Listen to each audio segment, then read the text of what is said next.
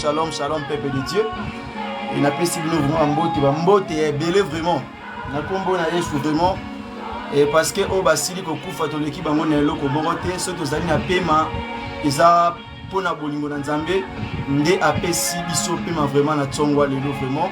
Et to linto démarrer na service na biso ya tsongwa lelo vraiment pona okota na kati ya vraiment ya partage to pe na kati ya losambo ya tsongwa lelo vraiment. Et nzambe wana aba sous tsombo makati na biso vraiment po yenda zali nzambe. Et puis na deuxième dimanche o ya kati ya mois o ya octobre vraiment tozali reconnaissant vraiment liboso ya nzambe wana bien aimé eza pamba te soki to sangani na tsongwa lelo eza parce que nzambe nde apesi yo pe nzambe nde abateli biso parce que moko te aza lokola ye na bengaka ye panda njila na bengaka ye libanga na talo. Que Dieu vous bénisse abondamment, que Dieu vous bénisse, que Dieu vous bénisse. Vraiment, invitez vos frères et sœurs que tous allez se connecter tous ensemble pour tout démarrer vraiment service à l'élo. Et merci, que Dieu vous bénisse, que Dieu vous bénisse. D'abord, sans plus tarder, nous allons dire adieu, merci pour Natango Oyo Apesi Biso vraiment pour Sangania Suna Tsongwa Lelo. Nous allons dire adieu, merci parce qu'il est digne, il est fidèle, il est merveilleux, il est grand, il est le maître des temps et des circonstances. Bien-aimé Topesa, Nzambe Wanesu, merci Natsongwa Lelo. Et invitez aussi vos frères et sœurs, afin que tu me coaches en la présence dans Nzambe vraiment. Parce que tous en a kati ya bar, tous en a kati ya boîte de nuit, tous en a kati ya ngandantabate, tous en a kati ya matanga, tous en a kati ya hôpital, mais tous allez dans la présence de Dieu, il dit. Là où 2 ou 3 sont assemblés dans son nom, il est parmi ces gens. Donc nous voulons certainement élever le nom de Jésus-Christ ce matin. Parce que Jésus disait, celui qui fait la volonté de mon Père, celui-là est mon ami, celui-là est mon frère et ma sœur. Bien aimé, merci.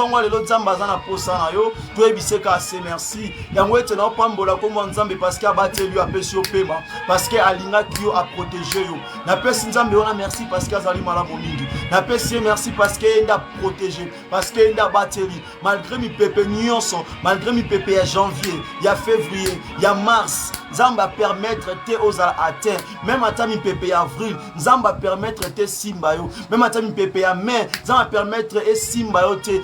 Même à ta mi pépé au ya juin, Zamba permettre te et simbayo. Même à ta mi pépé à juillet, Zamba permettre te simbayo. Même à ta mi pépé à août, Zamba permettre te simbayo. Même à ta mi pépé à septembre, Zamba permettre te simbayo. Même si la réalité sur les canaux na kati ya mois ou ya octobre, let me tell you something. Qu'un Zamba a permettre te a pesi permission te kasima be wana esimba amenayo lokola batelio lokola lingio et c'est-à-dire que Dieu est merveilleux na tsongwa lelo bien aimé dans le Seigneur tomi kota na présence ya Nzambe bien aimé le moninda likambo lo sambwa la prière eza likambo ya motema muntu ta conviction bien aimé na tsongwa lelo bien aimé zone fiske ata 1 minute oyo ya yebisaka Nzambe merci na pema o apesio bien aimé so talibasi kitoko mibali kitoko o ba kufi o ba perdre ba vie na bango bien aimé toleki bango na elote bien moi la prière c'est quelque chose et ya ba setere bocha la prière est là comment il faut conscience na yo moko et ça là et mona ke ndena zana ba moigwe ce n'est pas de ma force mais c'est par l'amour de Dieu bien aimé Tomi kota na présence dans Nzambe toi ebisa Nzambe wana merci bien aimé pesa Nzambe wana matondi parce que azama la momingi pesa merci. Oh, yebo shande reka baba reke rebo shete pesa Nzambe wana merci na tsongwa lelo oh rabo sheta maba reke mababa yebisa Nzambe wana merci hey yes pesa merci na tsongwa lelo yebisa Nzambe merci nalinga mutu ye moko alobela Nzambe oyo monyo zanango l'apôtre Pierre dit l'homme donne ce qu'il a. Donc, nous avons ça. Oh, reka baba sete. Rebo shanda baba mikerebo sha. Ye baba sherebo skanta baba. Bien-aimé, dis à Dieu merci ce matin. Oh, yes. Rakama lebo shanda. Yebi Nzambe merci na tsongwa lelo. Bien-aimé, ça là n'a pas son nom ba bonde la pona mutu. mais mutango emo conscience des avantés mais ça la ngese sengo na moni mutu aye bateni na webi sanza mais na kati ya présence na Nzambe et ça la ngese sengo parce que ça kana mokoro moko j'ai vu une femme azaki na moi azaki stérile na kati ya temple malobe sili aloba alembi azangi na ba mot na ba parole a webi Nzambe amo beta ta monoko pamba bien aimé rekorobo chanter yes ya ya asa motu ya pona na tongo lelo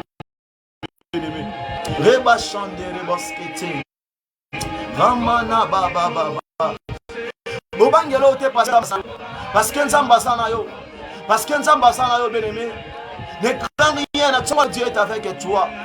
Tes limites c'est Nzambe tes limites Nzambe tes limites c'est là où Dieu continue à faire de grandes choses.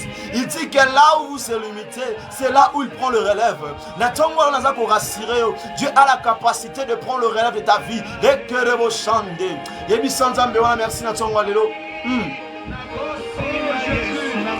Merci merci parce qu'il est digne.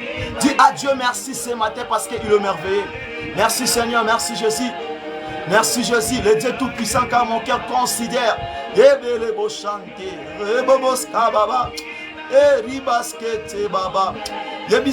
Merci bien aimé, continuez au Père Sanzambe, merci. Dis à Dieu merci.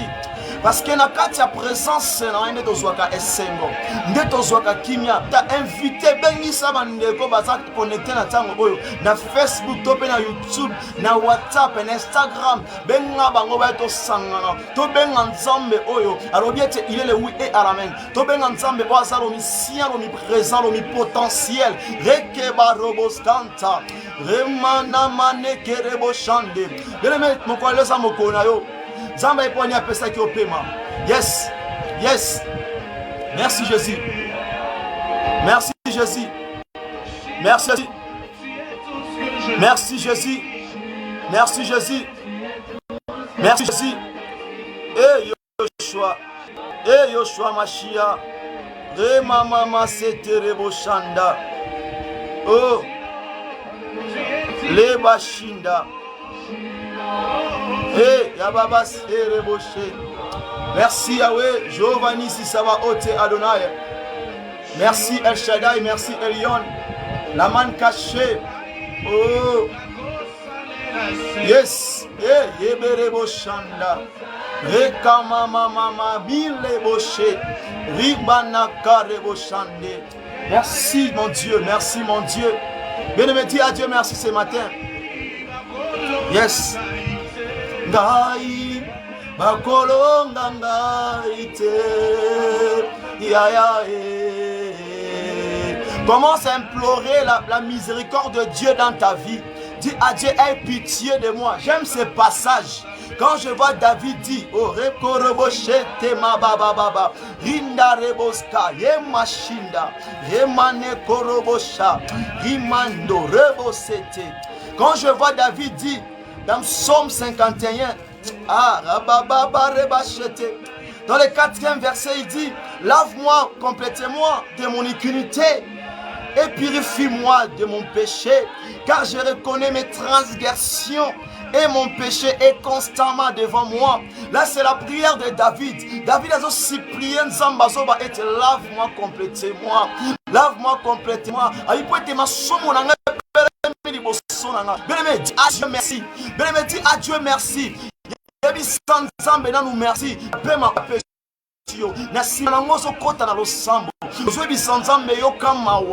Dis à Dieu, aie pitié de moi, de ma famille, de ma vie, de mes affaires, de mes enfants. Et dans ma maison, oh, Rebosha. Alléluia, Alléluia, Alléluia, na Jésus. David Albert, je reconnais mes fautes. Bien-aimé, devant Dieu, nous sommes des coupables. Parce qu'à l'Indienne, tu as gardé vie à côté dans la perfection, de garder qu'on soit dans la sainteté. Mais le coup là, ton sali battu, ton sali va faillir n'a pas défaut, mais ton parvenir de côté les dans la sainteté. Mais ce matin, dis à Dieu qu'il ait pitié de toi. Ce matin, je veux que nous montons dans une autre dimension. Remande rebosha. Yebi sanzamba yoka mama, nzambe zali protection. Mon nzambe zali mo pangana. Mon nzambe c'est la puissance de Dieu. Quand Dieu est, ton nzamba yokelio mawa, ton nzamba yokelio, c'est-à-dire que Dieu est là dans ta vie. Il est là dans tout ce que tu vas faire. Rekemere boshanda. C'est pour cela il dit, n'attristez pas le Saint-Esprit. La chose qui attriste le Saint-Esprit, c'est nos péchés, c'est nos fautes qui attristent le Saint-Esprit. Mais quand nous sommes purifiés, quand nous sommes sanctifiés, quand nous marchons dans la sainteté, le Saint-Esprit est avec joie. Là, il est avec nous. Il est dans son œuvre. Il est en train de nous combler de tous nos vides dans nos cœurs. Il est là pour nous guider. Il est là pour intercéder pour nous. Bien-aimé, continue à prier. Continue à prier. Continue à intercéder. Bien-aimé, ce matin, Dieu connaît pourquoi tu as donné la vie. C'est pour cela, mets-toi dans la présence de Dieu. Dis à Dieu, papa, aie pitié de moi. Et rabochete. Et kamamama. Si vous continuez les versets, nous dit ceci. J'aime ces versets, j'aime ces passages. Il dit, oh, j'ai péché contre toi seul. Et je fais ce qui est mal à tes yeux. En sorte que tu seras juste dans ta sentence. Sans reproche. Dans ton jugement. Voici, je suis né dans l'iniquité. Et ma mère m'a conçu dans le péché. David dit que la botama nangana nzela lisumu. Eh yes, yes.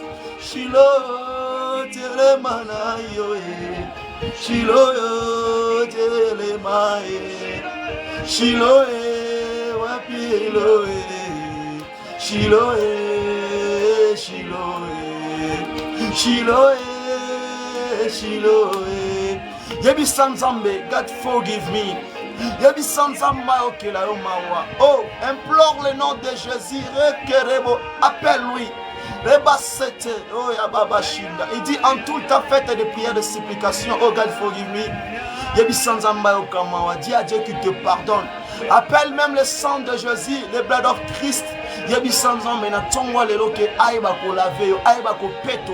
Parce que sans le sang, oh, sans le fluxion du sang, il n'y a pas le pardon. Merci. Hey, Yahweh. Pendant ce moment, bien-aimé, tu vas dire à Dieu ceci. La présence du Saint-Esprit, la puissance du Saint-Esprit, il dit sans lui on va rien faire. Et c'est pour cela que nous avons besoin de l'aide du Saint-Esprit. Nous avons besoin de l'assistance du Saint-Esprit dans nos vies. Même dans la même dans la famille, nous avons assistance à Saint-Esprit. Nous avons intervention à Saint-Esprit. Et c'est pour cela là où tu es. Tu vas appeler, you are called, Obenga, le Holy Spirit, Obenga, le Saint-Esprit. Tu es en train d'appeler le Saint-Esprit qui vienne là maintenant, now. Benga ina chongwa lelo, benga Holy Spirit, benga Holy Spiritual power, benga l'Esprit de Dieu na chongwa lelo, et comble motema na yo, et kota mandako na yo, et à cause de possession, Nicolas attaque, ba combat nyonso invisible, visible, le plan du diable les attaque, la piège nyonso mon lili, que le Saint-Esprit a célébré, a telema, a kota makambwa vina yo, et yabase, Baba wa mbinguni. Hakuna kama wewe. Appelle le Saint-Esprit ce matin. Dis que moi seul je ne vais pas arriver. Dis que moi seul je suis fatigué. J'ai besoin de toi. Oh cher Saint-Esprit, viens dans ma vie. Viens prendre possession. Bien-aimé, appelle le Saint-Esprit. Parce qu'il dit dans sa parole, il dit que sans lui on ne peut rien faire. Lorsque le Saint-Esprit nous a été donné comme les consolateurs. Appelle les consolateurs. Appelle les bons consolateurs. Devant tes difficultés, devant tes maladies, devant tes problèmes, devant ce que tu ne peux pas faire. Appelle le Saint-Esprit, parce qu'il dit selon Corinthiens, là où est l'Esprit du Seigneur, il n'y a que la liberté. Il dit aussi en Galates que là où est l'Esprit du Seigneur, il y a aussi la liberté. Il dit aussi dans Jean 8:32, c'est la vérité qui va nous faire affranchir nos limites. Et c'est pour cela, appelle le Saint-Esprit.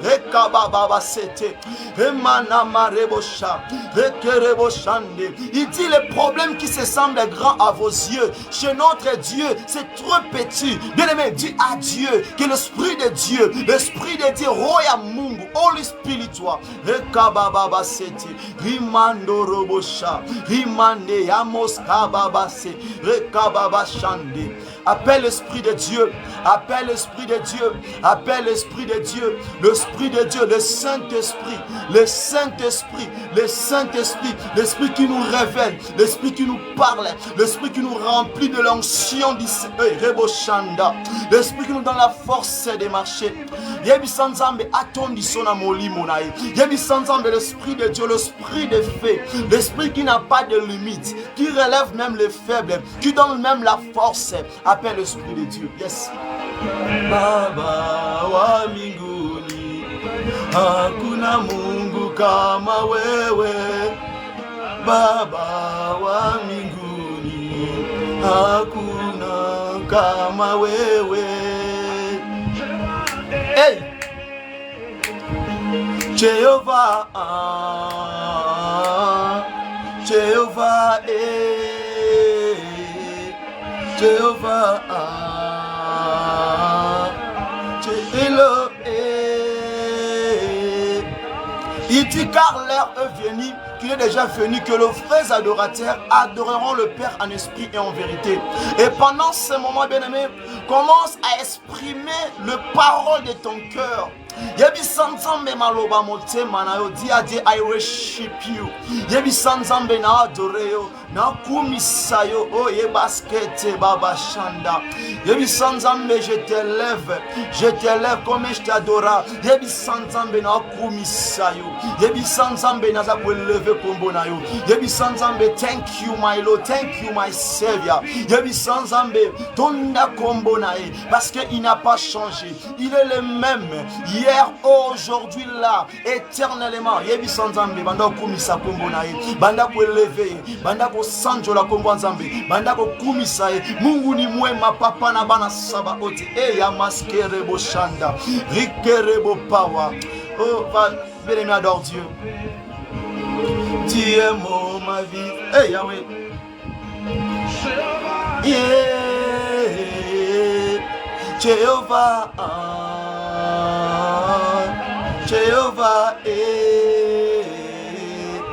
Jehovah.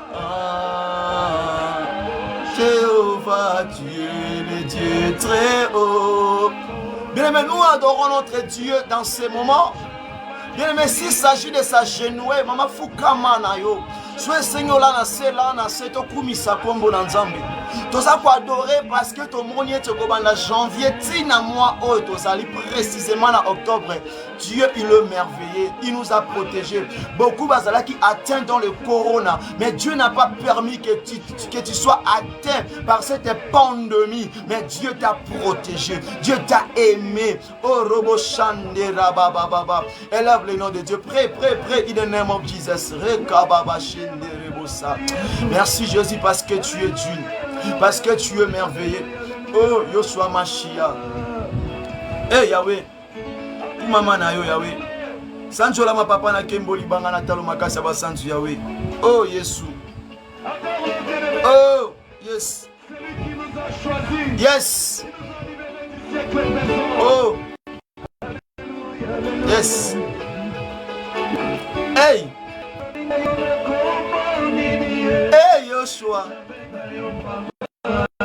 Hey mama Terbosha. Remando Roboshe. Hey, yes.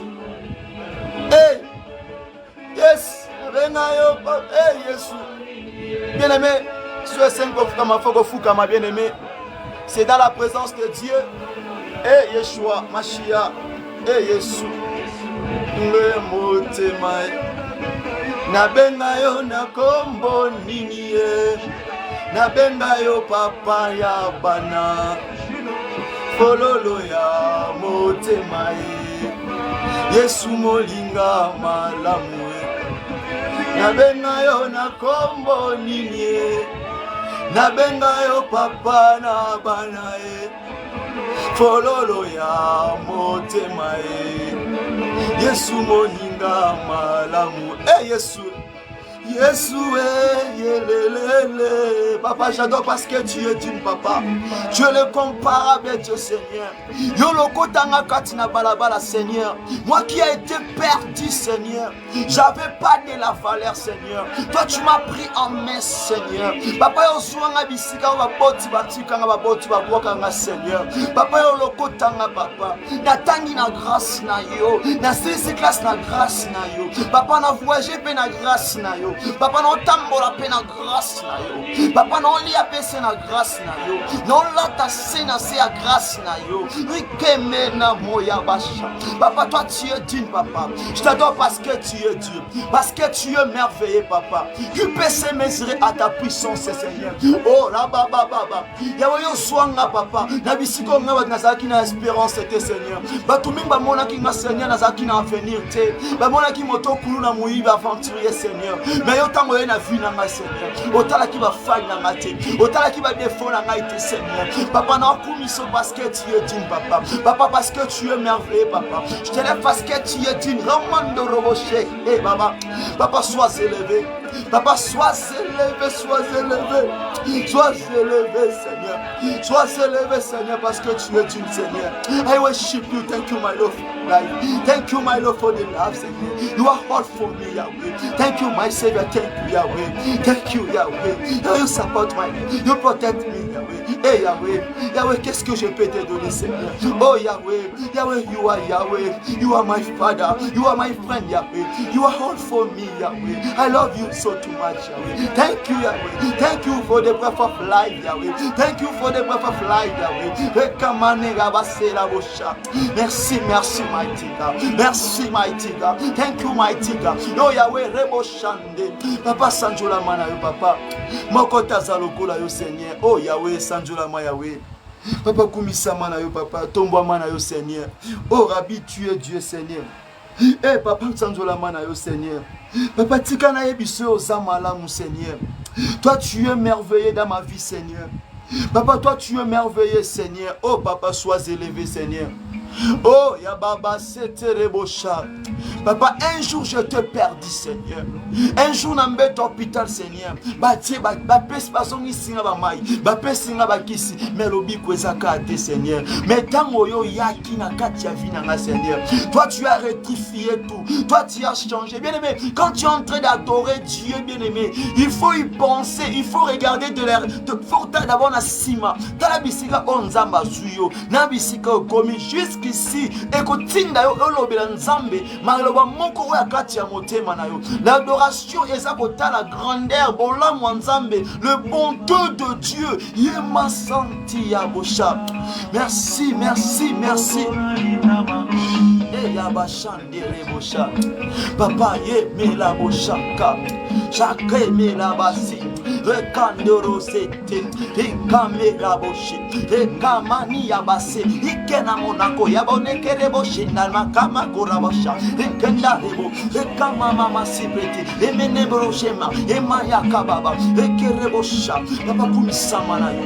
Papa kumisama na yo. Papa kumisama. Papa, papa na kumba meli moto mokite papa, na fuka meli bikie kote, na fuka meli mwasi te, na fuka meli mbongo te, na fuka meli ba photo te, na fuka meli nyama te, na fuka meli bi mokite, Seigneur. Mais je me suis prosterné que devant toi, Seigneur. Je me suis prosterné que devant toi, Seigneur.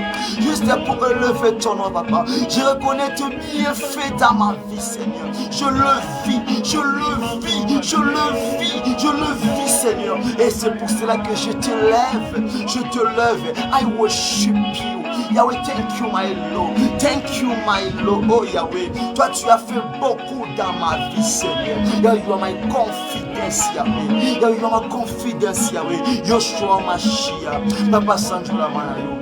Papa tombama na yo, papa kumisama na yo, papa tozuta na biso na kati ya présence na yo, tozwa ngo na balabala te, tozwa ngo na bar te, tozwa ngo na hôtel te, na boîte de nuit te Seigneur, mais tozwa ngo na kati ya présence na yo papa, juste pour te lever, juste pour te dire que tu es merveilleux. Papa sanjo la mano papa, ba jeune o ba kufi, bato o ba kufi Seigneur, dans l'équipe bango na nini, dans l'équipe bango na lokote, ni ne rotina ngana sala lo fundu.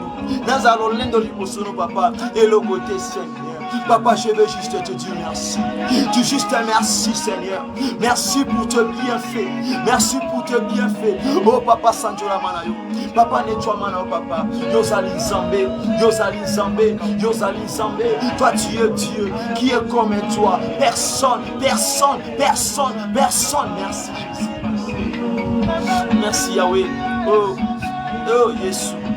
Sanjola Manayo, Sanjola Manayo, Sanjola ma papa, Kumisa Manayo, et Yesu, Papa Sanjola Manayo Seigneur, et Yahweh, toi tu es Dieu Seigneur, toi tu es merveilleux Papa, nous reconnaissons que tu es Dieu Seigneur, de tout ce que tu as fait dans nos vies Seigneur, que peut se mesurer à toi Seigneur.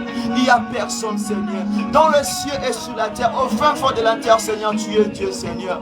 Toi tu as dit accepter, tu as donné ton fils unique Seigneur, de mourir pour les hommes Seigneur. Oh Yahweh, qui transgresse ta parole, qui rejette tes préceptes, qui rejette tes ordonnances Seigneur. Mais tu as dit accepter Seigneur. Merci Jésus, merci Jésus. Merci Jésus. Merci Jésus parce que tu es Dieu. Parce que tu es Dieu.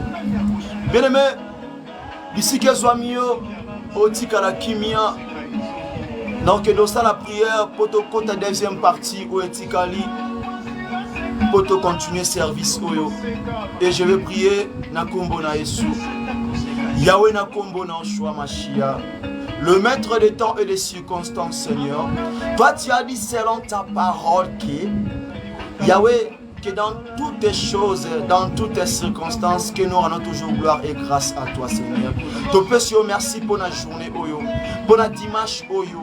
Na katia présence na yo papa toke ko luka pa maraboute pa mbikulité Seigneur mais tu es pas na yo to koti nzambi nzambi te to koti solo kate to koti lojete mais tu es cassé pas na yo yango to pesio merci pour na tango au Seigneur merci pour na mabota o pesinga na tango isabango na tongwa lelo Seigneur o bazolanda nga en direct na tango oyo bisika o vidéo ozo tambola Seigneur papa merci d'abord na pema o pesi bango bateli Seigneur tikete mo pangano na nguya Seigneur et va kobomba le Dieu qui dit allez et je serai avec toi.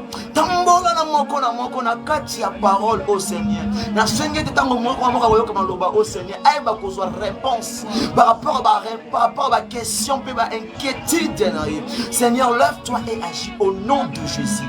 Papa banda na biso, zana biso lokola Emmanuel. Le soki sana biso lokola Omega rekande rocher.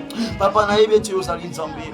Yo loba pesala. Utilise-moi puissamment Seigneur, car je ne connais pas comment enseigner, prêcher Seigneur, même pas comment prophétiser. Si tu te manifestes pas, si tu ne m'utilises pas comme un simple instrument Seigneur, je vais faire que les pensées humaines Seigneur. Papa, viens qu'enfin de compliquer ta volonté Seigneur. Papa, interviens, manifeste-toi au nom de notre Seigneur Jésus-Christ Nazareth Seigneur. Prends toutes tes choses en contrôle et en possession Seigneur. Reine et demeure Seigneur. Motonio soyo kamaloba au Seigneur. À qui n'a problème.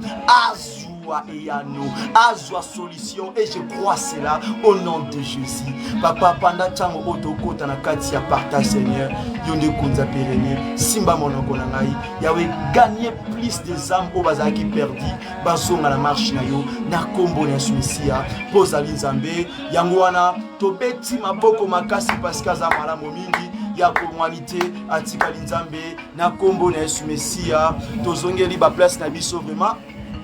Tovandi et tokomi na tango moko malamu vraiment bien aimé et tokomi na tango moko vraiment très important ya okabula maloba na nzambe vraiment très important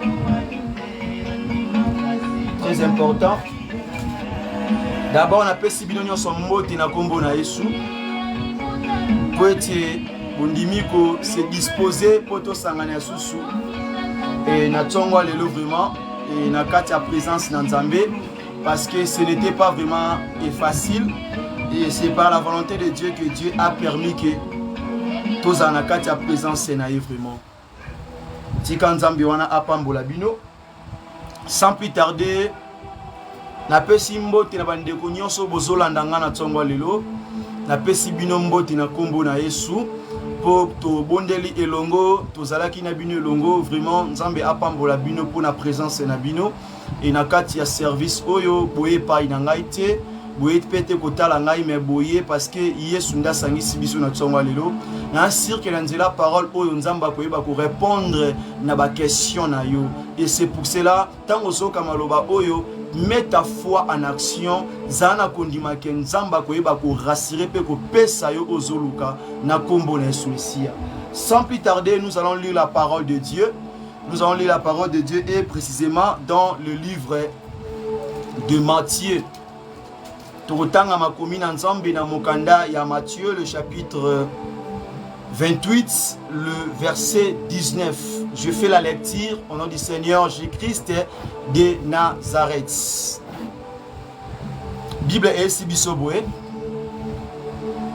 Allez, faites de toutes les nations de disciples, le baptisant au nom du Père, du Fils et du Saint-Esprit. Amen.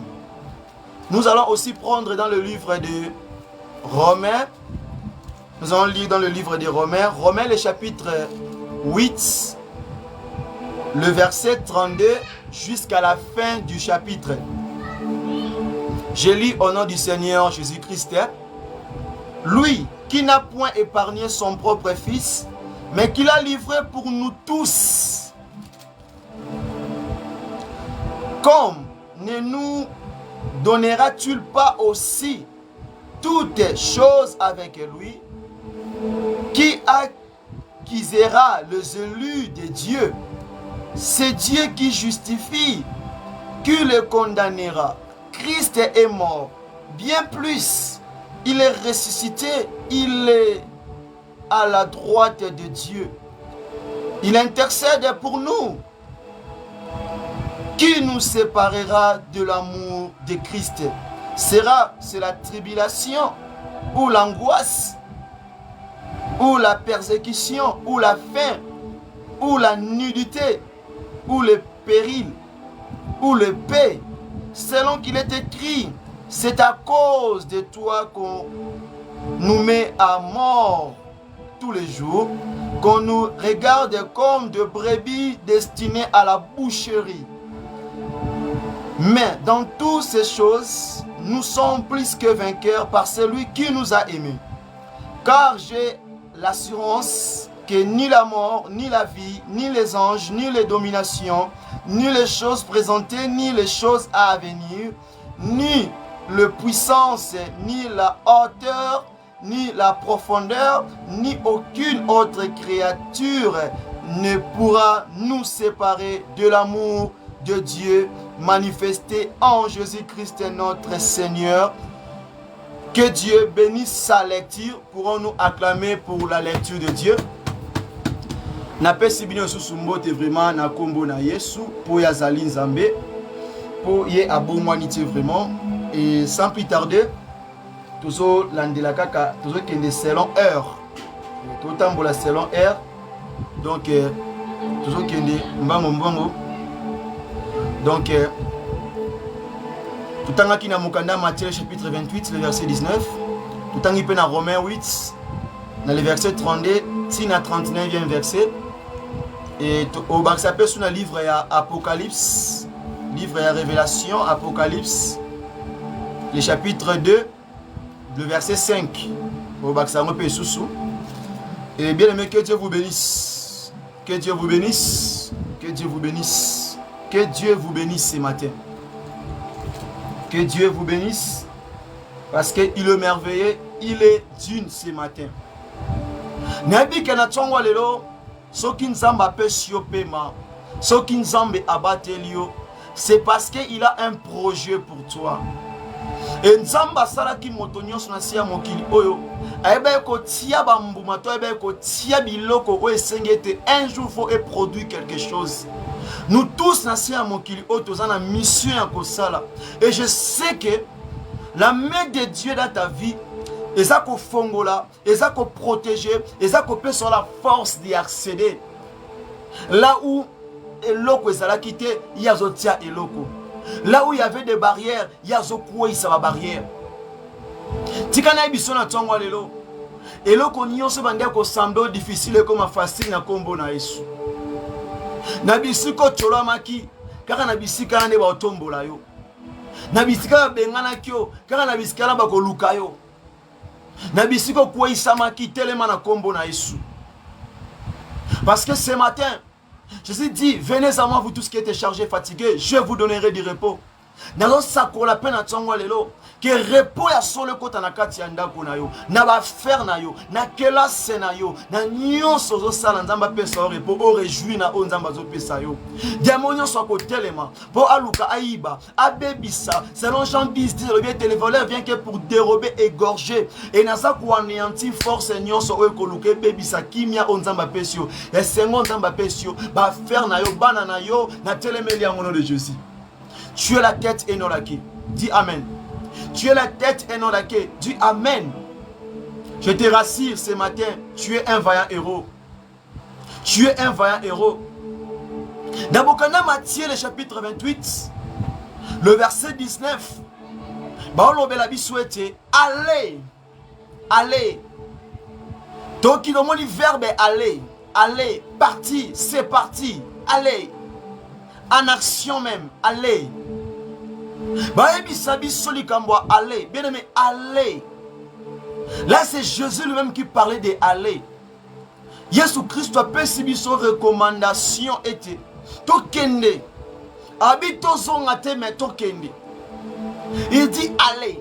Allez. Bien aimé, Dieu te dit ce matin, il faut y aller. Continue toujours d'y aller. Allez. Allez. Kende kobana ko kende. Ozonga simate. Après tant que tu es sur le c'est quoi? Tant que tu es disciple nae. Aeko tike la bango commandement oyo. Après si bango recommandation. Ça c'est la recommandation. Il est donc ils ont recommandé. Ils ont le coup la noté bien. Ils ont le coup la règlement d'ordre va pesibiso. Et le coup la mission au va pesi na yo avant to tia mutu na se. Tu vas gagner fisque 2 ou 3. Oba kota bokonza likolo. Bien maintenant l'obéla likamba verbe aller oyo. Même le verbe partir. N'a pas sens belé que Dieu nous fasse grâce. Bien aimé, ce que nous na kati ya makomi et précisément ce que kotanga histoire oyo na sepana lisolo oyo. So tangi na mokanda Genèse le chapitre 12 banda yango tina suka. Ne bandeti na suka. Okomona pe sunzamba za kwetizeka likambo ale. Azwebisa na Abraham. Aloba ete l'Éternel dit à Abraham, va-t'en de ton pays. Va-t'en de ton pays. Va-t'en de ta patrie. Va-t'en de la maison de ton père. Va-t'en de le pays que je t'ai montré. Zamba zwebisa. Ete Abraham aeba kobima na mboka oya bazalaki. Aeba kobima. Zamba utilisé verbe aller, partir. Bien aimé na tongwa lelo. Dieu veut juste te dire ainsi que téléma nan premièrement. Téléma. Zamba ebisa Abraham te zela, ebisi téléma. Et tant ebisi va-t'en. Abraham atala qui gauche droite te. Il avait exécuté d'abord. L'exécution, la verbe aller des osenga. Verbe aller dans la poste exécution. Dans Zamba ebisio telema kendo sa, telema kendo luka, telema kendo tanga. Yo tuna tena okende kuna sikono banandeni na osomba ka indelite. Yo telema nanu. Bando sa no inscription. Na simanango. Yo mona onzamba osala. Yo kende tikela o esengi nzamba sala. Basunga ensemble te bien aimé. On ne peut jamais aider Dieu. Quand Dieu te dit allez, il faut y aller. Bato ba sunga nzambe vina bango suka mabe misuba kufa vata na bango. Tant nzambe lobino telema kende il faut kendo tala simate. Obeta misubi pai paite tamola pe kende. Dieu dit allez. Dieu dit allez. Dieu dit allez. Abraham, Dieu lui dit va-t'en. Abi bimana katia mboka na yo. Bimana ndako baboti na yo. Bimana village ozali. Bien aimé. Il y a autre chose, la foi, mais tu as la foi, mais en action, tu es ça la terre. La foi aussi a besoin d'y aller. La foi était sauvante dans Nimi dans Zoa, dans Nimi dans Simba, dans Nimi dans Mona. On dit mieux Mona, c'est ça l'action. C'est comme si tu as la prospérité, prospère. Tu as mon blessing. Moutalo baka amen, I receive. Oh recevoir, mais action n'y a ça. Même na katia mon kibaloba était l'argent appelle l'argent. Quand tu n'as pas de l'argent, comment est-ce qu'on s'en bon? Il faut un moyen pour bien un moyen mon sousou. Yo so bon de la ete mo bali et balé ko bala yo. So yo mo sogo la raté. Oza la propreté. Oza la marche à ma bé, mo bala ngo yandeni. Donc, tant qu'on a foi, il faut me poser à la présentable. Pour foi, on a tiré. Comment est-ce que tu peux avoir la foi aux nos propriétés? Yo mo zo no soin na ote. Olinte au kota li kamango na mozindo. Ndeni foi ngwe sala. C'est pour cela que ce solo ba était allé. Atala ki ba niveau d'études na bangote. Tant que solo ba allé, il y avait des femmes et des enfants. Il y avait des gens qui étaient là. Parce que la Pentecôte, le Saint-Esprit qui t'a dit plus de 5 quelques personnes à Katouana. Mais tant que mon livre qui t'a dit Simba qui va mingba kende au sana musala nzambe. Mais tant que nzamba zo biso aller. Dieu dit à Abraham allez. Va-t'en. Abimi na ndako aboti na ye. Bilo muswe senga no mo décision nan. Décision ezana lora liboso. Poto benga lelo Abraham père de la foi. Et ça qui appartient à preuve à Biloko. Bien aimé, beaucoup les parabino. Ba le sayo, ba lati sayo, ba futelo ndaku, ba selo nyonso. Tu dis que j'ai la foi, je vais travailler. J'ai la foi, je vais voir la main de Dieu. J'ai la foi que j'aurai un travail. Toi, tu auras un travail lorsque tu es en train de demeurer dans la botte nabino. Obimato la mouille tongo de la foi là, Olia. Obimato vandika na quartier ba dame ba j'ai les 6. Quelle foi que tu as? La foi a besoin d'y aller. La foi a besoin de dire va-t'en. Bima kende nan. L'homme paralysé quand il a croisé Jésus. Qu'est-ce que Jésus lui a dit? Prends ton lit et fais quoi? Lève-toi et marche. Kovanda torotika le sikamaro omone lorote. Tango lingi kuya, tango lingi ko kendete. Tu es en train de limiter ta vie? Il faut affronter la réalité. Il faut affronter il faut affronter. Makambo ozomona mi pepe wana faut affronter yango. Yo eno sera gobanga. Sala we nakuna na okena ngate bien aimé. La foi est-il ferme assurance? Soit assurance signé aux anango.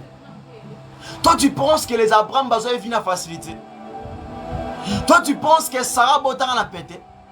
Toi tu penses que les Moïse Batambola les gars qui met rouge la pété. Il y avait les épreuves, non? Même les enfants d'Israël, Nassimana bango Pharaon na mapinga na minuki. Pour exterminer bango. Nana kacha Matthieu 28-19. Non faire comprendre allez. Allez. Donc quand Christ a dit à ses disciples allez, il s'adressait aux gens, des gens qui connaissaient lui. Au bazaki une assurance. Parce qu'elle nous dit que la foi est une ferme assurance. Donc, assurance, wana. Quand il faut y aller, il faut avoir l'assurance. Quelle assurance que tu as?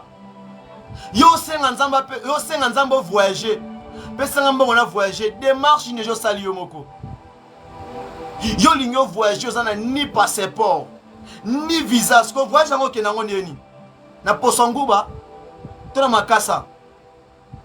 Quand Quand tu es en train de demander Dieu autre chose, yo mon faut c'est un verbe aller. Allez d'abord yo moko. Allez d'abord. Il y a autre chose dans le monde ya mutu. Yo moko faut les kanana yango. Pourtant ozo kende. Ato kutena mutanga salo zigzag. Obangate parce que tu sais que tu as l'assurance. Quand Christ dit allez, il disait allez, pas bato bazala ki na assurance na ye. Et tes assurances auto yeux pas na ye, toi kola ki sa batu wana ba nation o bazana obunga. Je pensais que tu pourrais acclamer pour la gloire de Jésus. Allez partout dans le monde. Faites toutes les nations mes disciples. Exemple nini au païen, to homo paka na rozwe pa na yo. Lelo au monde akutu ke païen ruta on nima risqué vie na ye. Atia mutu bakata. Akenda kota kaka. Pe akepa beti kuna esimbi. Mais au monde un chrétien, ba prière le cas dose. Hein? Oh, mon temps prie every day, all le matin. Oui, c'est bien prier sans cesse. Mais la prière, quand tu es en train de faire ça, il faut travailler aussi, non? Il faut y aller aussi, non? La prière, la vie spirituelle marche avec 3 règlements. D'abord, 1, le spiritualité. 2, le physique. 3, le matériel. 3 choses là, il faut les combiner. Quand on s'ennuie sur le spirituel, on s'ennuie sur le physique, on s'ennuie sur le matériel, on tient mon nion, c'est comme le commun, tu seras fort. Et ceux qui ont allé baser quand on a molimo, mais dans le physique, on a ma casse, c'était pas bête out. Ceux qui ont allé baser dans le physique, dans le matériel, tu as rien, bah manipuler out. Yo monte que mon ta vimba tonda ba paquet tonda tolo talimbi ngambali mais on est loti. Ya tonda na physique, mais mon ta na mon solo ou ya manipuler. Yo mon ante ba tevo tali ba mi ba tonda ba vimba otala ka olanda mutu mona simande a garder corps na ye. Mutu mwa mukia konda na ye, ye azas ko garder corps na ye. C'est parce que quand on a yo tonda na physique, maintenant on tonda na matériel. C'est comme même différence c'est que mutu tondi na molimo. Tant que tu es invisible, il y a un fort. Mais tant que tu es charnel, il y a un peu de. C'est pour cela que tant que tu es fort dans mon limo, associé physique, associé matériel, tu verras que tu es constant, tu vas continuer toujours y aller. Il y a un son qui est au télémi, qui est au ténami, qui est au bouger. Oui, c'est à cause de ces choses ici. Ma prière, ma prière. Banda obonde la pona alors comment pona B le comment pona C mais yo tikalaka banda ba yeba na prière moko wana banda kaka likola a pourquoi tant osengi a olokende na ko luka bisika oyo ko peso moyen ke omona a no zoluka yo vandi bien mais mane kitate il faut kende mane kitate la manne ne va plus descendre yo ne faut kende oluka. Christ même dit que allez. Christ m'a dit rotambola. Tiens mon exemple na biso. Christ a so kenya bisika oyo ba boya malwa mais so kota okende go pesa.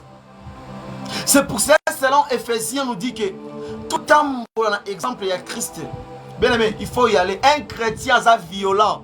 N'habite que violent nenga kuluna. O kata batu machete ozala bandi, ozala soki wa benga bocho chote, mais ozala violent en esprit.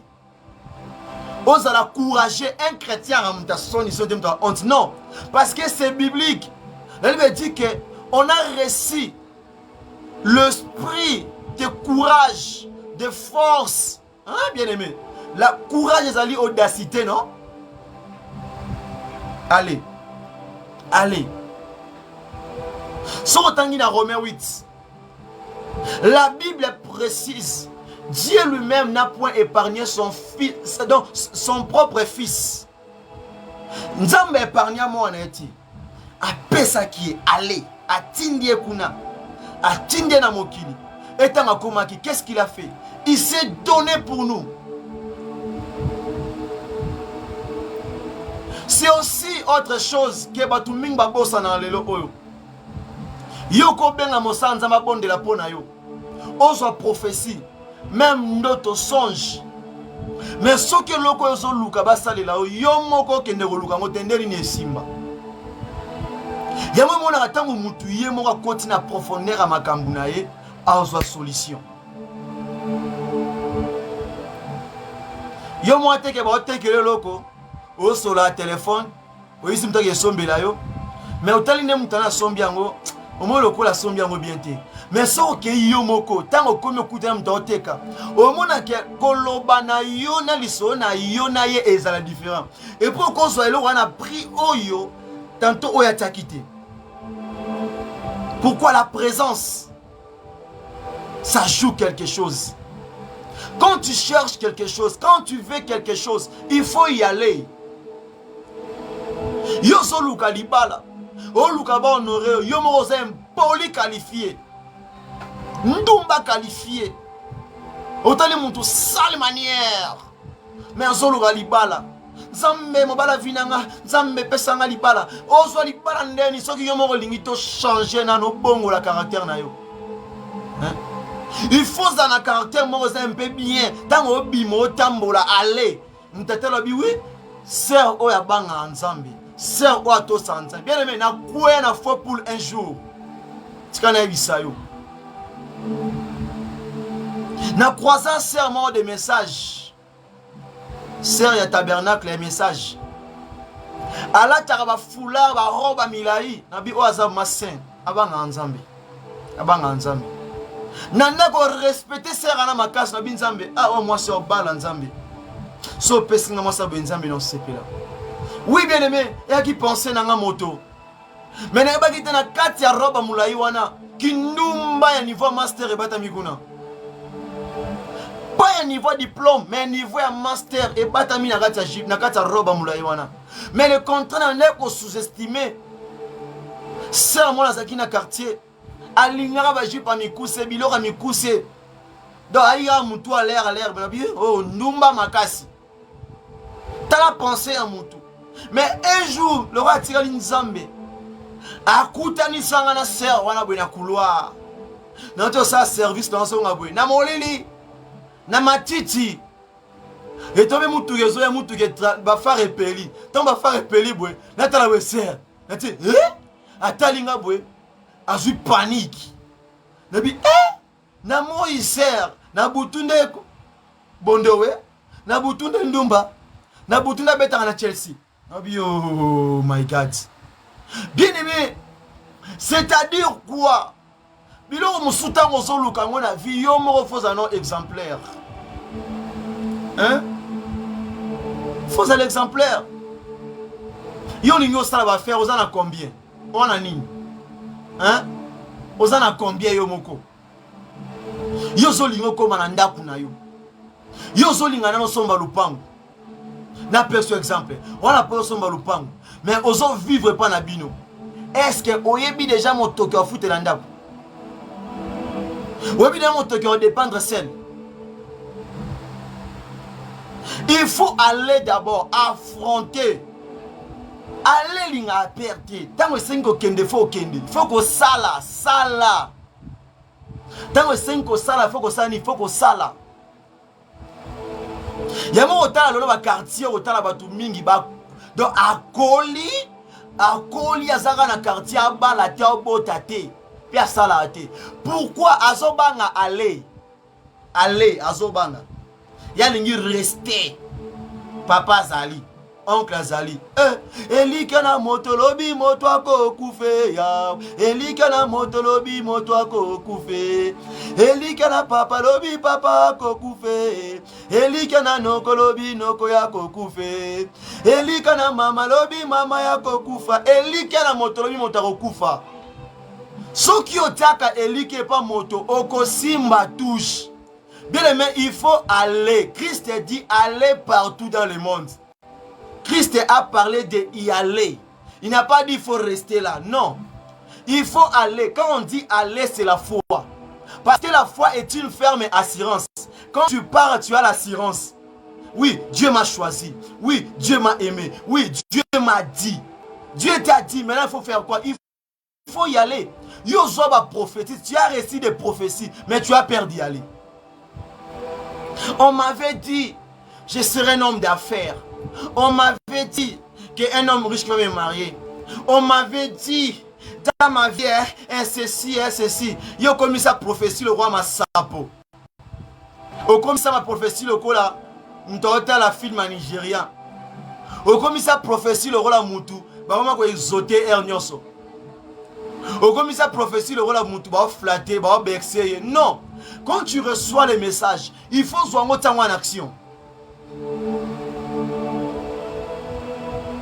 Quand la Bible dit que Habakkuk était un poste, c'est-à-dire quoi? Il partait chercher. C'est ainsi qu'on dit que chercher Dieu lorsqu'il se trouve. Dieu ne viendra pas te chercher. Toi, il faut chercher Dieu. C'est pour cela, quand autrefois dans les jardins, Dieu appela Adam. Adam se cacha. Il a oublié que c'est son devoir de chercher Dieu. Quand tu fuis à la face de Dieu, tu es en train de chercher ta propre malheur. Mais quand tu t'approches de Dieu, oh, tu seras plus que vainqueur. Sori nzambe mo randi me ko pesa biso Yesu akufela biso e bongo yo. Bien aimé, et là grave te le remonter à munia na monkilo ezalaka. Yeba yango. Et là comme grave soki yo moronde olenga yango. C'est ainsi que au mona que mambozo mona ngoza minene pano so ebisika na mona momuke. O mona mona ngo difficile na biso mona ngoza facile. C'est ça. De continuer verset. Toujours dans Romains le chapitre 8. Balobiete nini oyo ko sala ete ekabola yo na nzambe. Ba passe kolela. Oh. Après ma souffrance. Après pas mon pas si bien aimé. Toi tu penses que la vie n'y serait pété. Abraham aussi avait souffert. À mon arrivée passe. Hein? So limba benga yo na titre zo luka wana lobby. Il faut ça la paix boye pour na titre wana.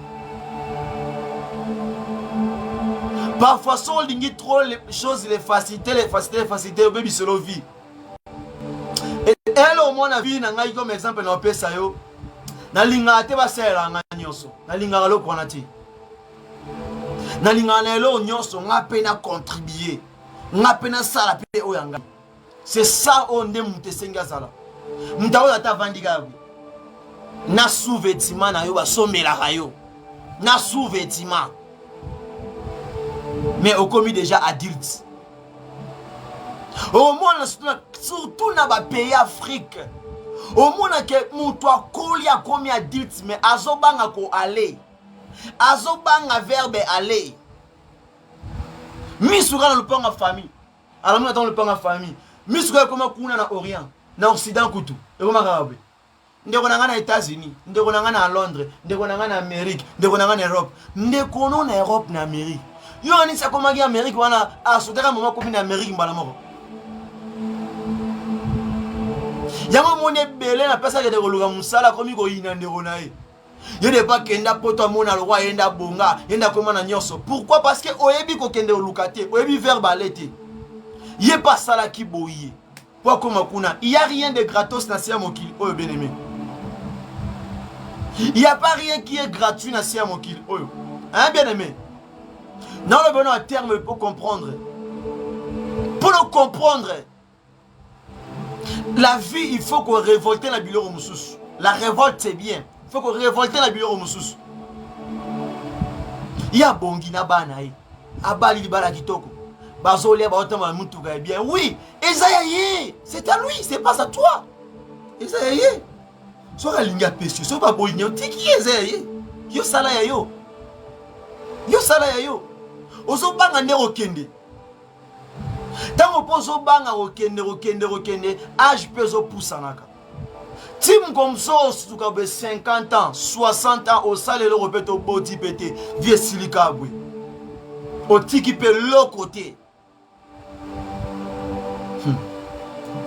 Je n'avais pas hyper si on a pesé sur mon kilikuna, ba bomaye, ba kate mutu parce qu'il y a des gens qui facilité. So ba kate ko déjà mutu et bongo Yesu. Mais tant wayaki abanga kité, il faisait l'œuvre. Puis Azako s'est protégé. Que Dieu vous bénisse. Que Dieu vous bénisse. J'aime la parole de Dieu.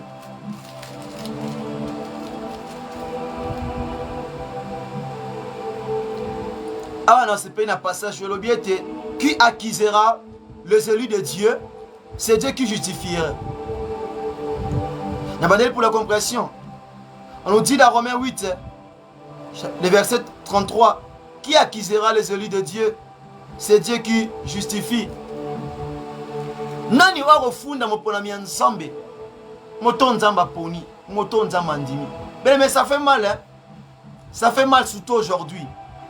Au moment où on a la télévision, mutu aleki na otanga neko ma mutu. Pasteur intel, pasteur boana kisi. Pe mon sale logo là. Pasteur intel, pasteur boy. Anumba. Asa anumba za kisi talo na nini? Yo mto pesa ke ministère. Yo mto benga ki eta bola. Omoni hein. Na mo mokile za compliqué. Ota ton pasteur wanda otambusa mai. Pendant otaba cirage na ba soulia batu. Aki mwana chirage, aki cordonnier. Tanga zaki mwana mai, awateka teka we. Botia misute. Tanga ke gote awata mwana na chotoka. Botia misute, pantalon nzuluka botia misute. Mais tanga ko mila otonga ngo mi lever, nde bisika OK, ba avocat de ba yobima.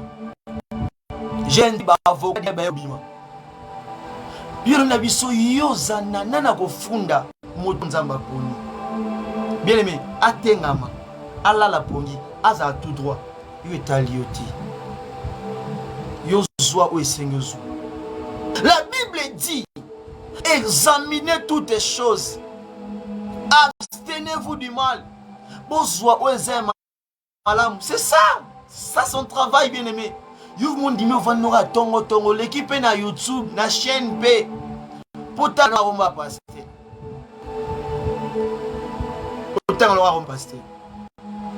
Qui suwana zanango? Qui numa wana zanango? Sora ju sida ye mondo zo ezara pa na yimoti. Na bato ba osane buzoba. Qui suwana simbi? Conséquence wa ebeta ra yimoti. Na bato ba liara ni mbongo wana. C'est ça, c'est simple.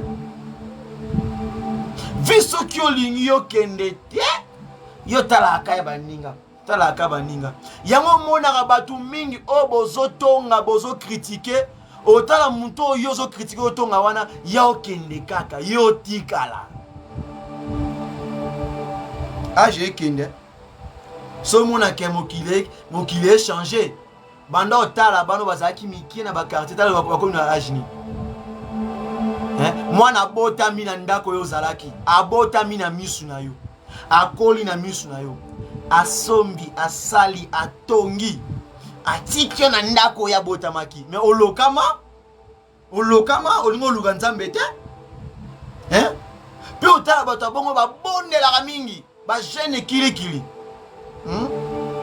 O bondela mingi mais action munke, o mone l'autre, tu vas rien toucher. Tu pries beaucoup mais peu d'action. Tu pries beaucoup, peu des œuvres, tu verras rien.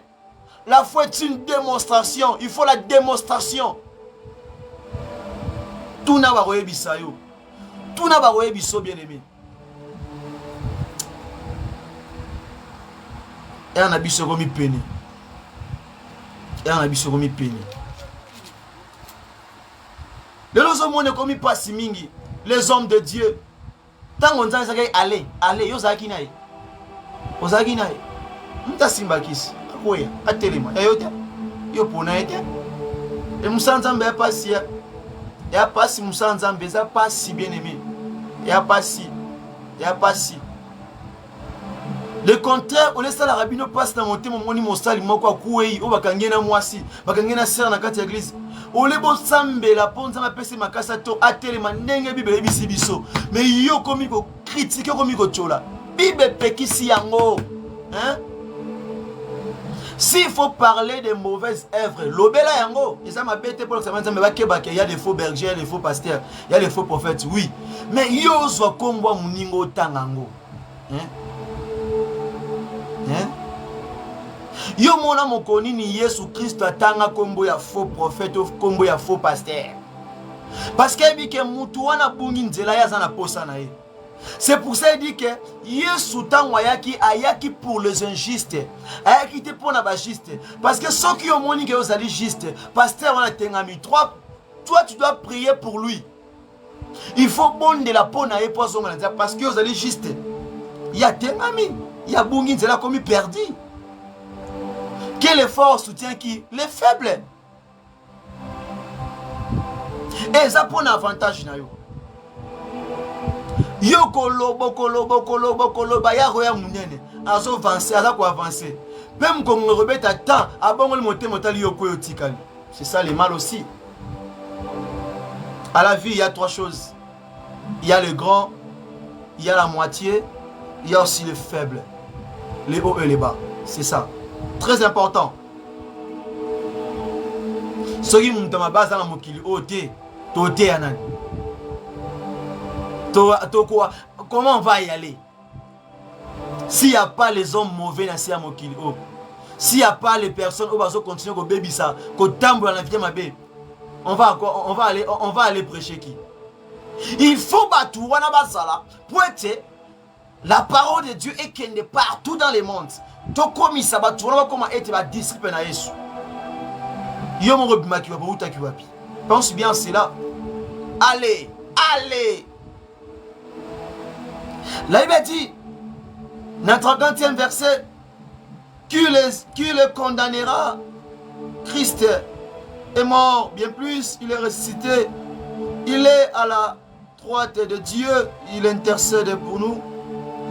Ami ozanani pour condamner bango. Ozanani bien-aimé. Tu es qui pour condamner Batouana bien-aimé? Wanani. Bien-aimé. Très important bien-aimé. Même pour vie spirituelle ne mata. Et c'est un lokomoko.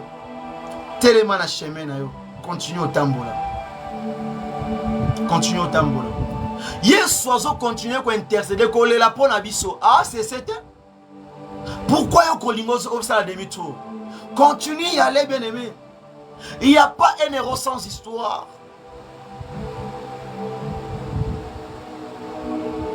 Pourquoi bien Abraham le père de la foi? C'est-à-dire qu'il a passé dans les épreuves. Autant on a surmonté, on dit que Wisdom c'est un père de foi. Pourquoi bien Généon voyait un héros?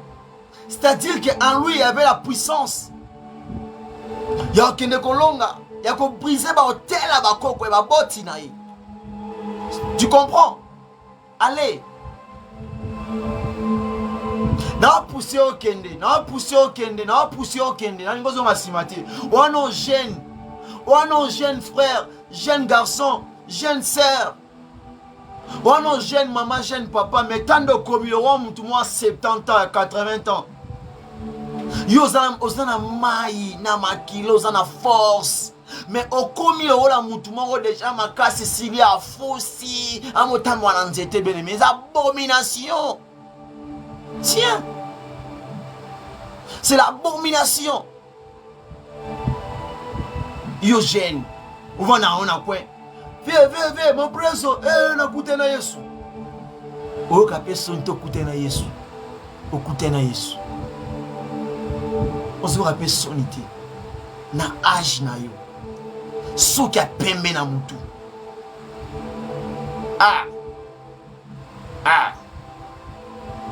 Nzamba pambolo moto nyonso ndima kokende ale koluka oteka mai otambwisa bilona mutu oteka nundo oteka makalo oteka fufu oteka même chasser na gambela na zando. Nzamba pambolo parce que oyebi vraiment kotosa makomi na nzambe. Pour wana nzamba ko élever yo. C'est na tango sala bongo nde fois ozanango ekolata nzoto. Parce que nanzela mai wana nde ko fongelo ba relation. Nanzela oteka makala wana nde ko peso ba relation. Nanzela oteka funde peso ba relation. Nanzela otambusa biloko nde peso ba relation. Mais souvent ndi na kata ndako za relation neni. Hein? Yo ba bio déjà que doit benga bana mtamatolo. Baïbo de matolé, yo bête en aura matolo. Mais tant baïbi au sala qui loko luka, tu auras même de respect. Hein? Yo moi même riche ailleurs tu me blona wenzi. Mais atali bona ça qui me montre ici. Même toi, na petit frère Bissier, c'est là biloko yo. Na tinda mtoti kilombo. Il a fait quoi? David, Asangite défi. Pour osaïtil. Osaïtil. Je t'appuie à aucun de Luka. Continue de chercher. Que Dieu vous bénisse. Je continue. 35e verset. Qui nous séparera de l'amour de Christ? Bobi nano kabola biso na bolingo na nkolo. Na bolingo na Yoshua. Na bolingo na Yesu. Ah, bolingo na Yesu comme ça liboma bien-aimé. Et comme ça liboma. Et comme ça liboma. Na kurate ko vanda na lekisa dimanche na vandi bona ngata ndaku no seloti. Na kurate. Na kurate na sumuki. Il faut kaka na pesa bilo. Il faut kaka. Pour on sala lelo oyo. Non ça te poyo mona nga po betela nga maboko. To pono tela nga ba commentaire awa. To pono tela nga ba j'aime. Non sala ngo pona ote.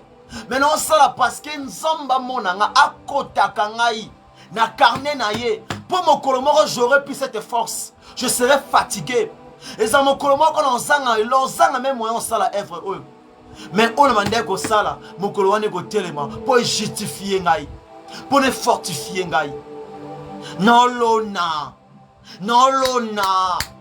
Ce que je fais là, je suis en train de s'aimer. Ozo sala pe kuna olona. A tous au monde à tous à dégrader, à tous à dénigrer, à tous à déconsidérer, à tous à dénigrer yo, à tous à déconsidérer dans ozo sala na musala na ba faire na musala nzambe. Wana kati etonga na nzambe tatoka ba ndimi mibale tanto peka moko obi nzambe o musanini o bien aimé o se fatigué te c'est pas facile, c'est pas facile musala o continuer ko sala olona tikana peso lisese oyo semer alona ki graine moko mettons on graine eboti ebimisi ba fruit Yozol nanoka moko, maintenant webota, c'est la multitude. Tu vas recevoir au centuple. Toi, tu es en train de s'aimer quand elle est au moko. Mais quand on s'en va foutre, c'est le centuple. Ça sera la multitude. Dans le verset, je te bénirai au nombre de poussières de la terre. Waouh! Poussière de la terre. Poussière de la terre. Bien aimé. Tant que ça la œuvre de Dieu, moi j'encourage mes jeunes frères. Le frère et ses sœurs, au bandeta, au côté car lelo, au bandi au salaire, œuvre de Dieu, pour continuer. Attends, tu vas côté au salaire na yo. Pour abattre ma bête au caravane, car on est pas question na TV, à Simbikis. Faisant un mokili. Mokili va le bagarati. Mokili le bagarati. Faut le bas. Faut pas reculer. Il faut y aller. Continuer à aller. Et là, monter Kabona Moussa Nanzambe. Et là, monter Kabona Prince Nanzambe. Si Soko Genaka, continue à gêner. Si tu pries, continue à prier. Si tu prêches, continue à prêcher. Ate kolobate loba kaka. Ngana zarana m'en so il appelle ça elle na lobby là, na appelle ça il na lobby un, na lobby essentiel que message les gars. So comme kotala, batak là, batak le, bien aimé, o sa musa nzambete. Yobi classe o satangaki. Hein? Jésus partait y aller. Mais il n'a pas étudié. Paul a étudié. Paul a étudié. Paul a étudié. Mais Jésus partait. Où tu as vu dans la Bible, on a écrit, j'avais étudié. Mais Paul avait étudié. Nicodème a étudié. C'est un docteur de la loi. Jésus n'a pas étudié, mais il allait. Il partait. Mais il fait des grandes choses plus que gens qui ont étudié. Je ne te décourage pas, toi qui étudies encore. Mais je dis à ceux-là qui se sentent dénigrés, qui n'ont pas de la possibilité, qui manquent de moyens pour étudier. Bien aimé, continue à aller. Si ça j'ai au Tambouissa Makala, Tambouissa Yango. Bato ba sali ma minene. Bakasi di batanga. Moto a sali fait a créé Facebook on a bino en direct. Asa tant classe de malonga. Il y a des personnes. On va sali bilo ra minene na vie. Boto au niveau étude na basani. Basani. Bien aimé, c'est ça un peu son expérience dans la vie. Il ne faut pas te dénigrer, il ne faut pas te délaisser. Même à ta tribulation, ils ont tellement liboso na yo. Ba raté. Il y a son mona qui angot. Les pierres ba mona qui angot, les Paul ba mona qui angot bien aimé. Il ne faut pas y avoir peur. Yangote ka bona Yesu. Les angoisses ezali. Ba angoisse ezali. Mais et bangi saote. Il y a des blessures, ça va pota. Ba otolo ba dénigrer yo ko ka passe dans mon thème oui. Mais e ka bolona Yesu, t'es bien aimé. Quand tu tombes, tu te relèves. Il y a un Apocalypse chapitre 2, le verset 5. Que souviens d'où tu es tombé, répands-toi et pratique les premières amours. Aïe, aïe, aïe, aïe, aïe, aïe, aïe, aïe, aïe. Bisiko kouei au télémi, au continuer. Bisiko kouei au télémi, au continuer. Yes. Yo soro kouei au tigaliga, voilà. Tant au kouei téléma, continue. C'est ça la parole de Dieu. Continue. Dans les choses de Dieu, on ne se limite pas. Yo koma d'abord sur le lieu. Puis on a nos réalités. On nous dit ceci encore. Babi, ni la persécution. Sache que tu vas te Rosala. Film de Rosala, pas si Rosala. Ne ça la de ça, on va finir dans Sanzambe. Ça va c'est moi. Atangate. Abiolo bati. Abiola tati. Amalwa ina yi. Kona musala nzambe ndezo sanga bongo. Nzambo saloko. Parce que dans la monnaie loko on a envoyé Jésus naza ya nzambe. Naza ya nzambe. Tika ba lo ba pour personne espérance na vie. Tika ba lo ba pour bakisala ko ba vie. Tika ba dénigrer pour na été ba pousser yo comme bisiko nzamba taki bilaka na yo. Tika ba lo bana bango. Eza mokili. Babi ou la fin nzala. Ba Paul basala ba jeune forcé. Nzala na kati ya eloko liate bakangi bango eloko liate na kati ya bato. Teto koma to kotaka to comme ça on jeune. Il y a autre réalité quand on commet le jeu moni posant na kati, ozo na simate, assumer. Assumer. Faut pas avoir peur, assumer.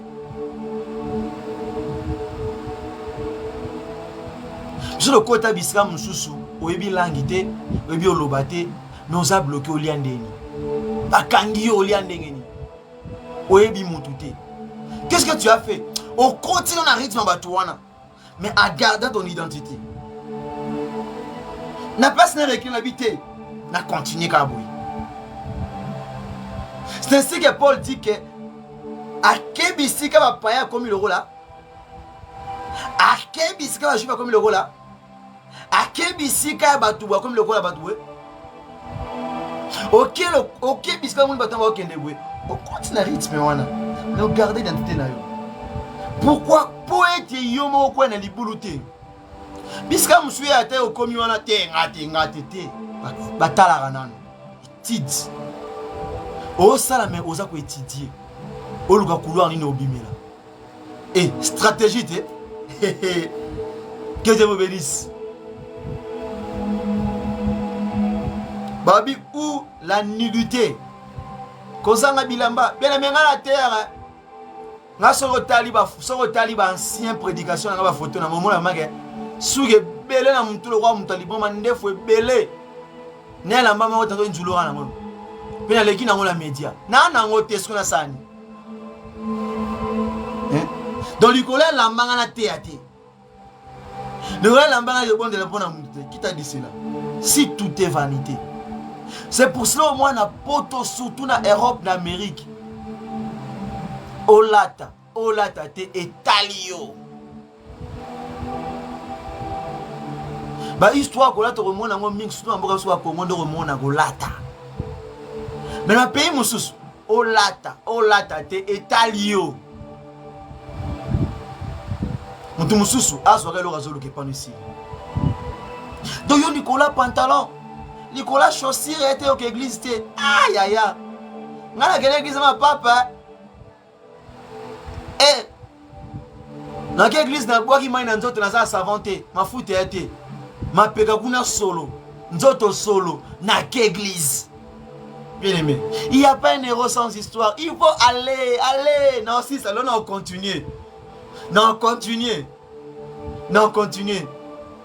Non, continuez. Non, qui n'a pas de souka. Pour nous qui s'éloignent, Mati. Ah, il est merveilleux. Il est merveilleux. Il est merveilleux. Il est merveilleux. Ah, il est merveilleux. Ah, merci Jésus. Il est merveilleux. Aïe. Il est merveilleux. Ah, tellement bon. S'il n'y a pas les épreuves, comment est-ce que je vais aimer Dieu? S'il n'y a pas les épreuves, comment est-ce que je vais aimer Jésus? Il faut que les épreuves soient la pona la qui s'abattent. À combien de fois Christ est bon dans ma vie? Il n'a pas évangélisé sur les épreuves, sur les épreuves égalité. Il faut prévoir les épreuves. Donc, les épreuves, makambo na lekana kinango, n'est comme une preuve. Et ça là qui est preuve, mais est comme une preuve. Dans le monde, il y a la ewana. Il y a la preuve. Et ça là qui est preuve. Et ça là qui makambo. Merci koyo. Et c'est assisté. Et comme une histoire. Oh yes. Il est merveilleux. Nicolas Bilamba, Bible Lobby. Pour moi, Tigali Bolumbu. Pantalon Rotobora. Eh, bien aimé. Yo limo sauté mbalamor était arabe à une veste à $300. Bien sûr que tu as la foi, je refuse pas cela. Mais ça, il y a un tempo qui t'a guéri, bâti.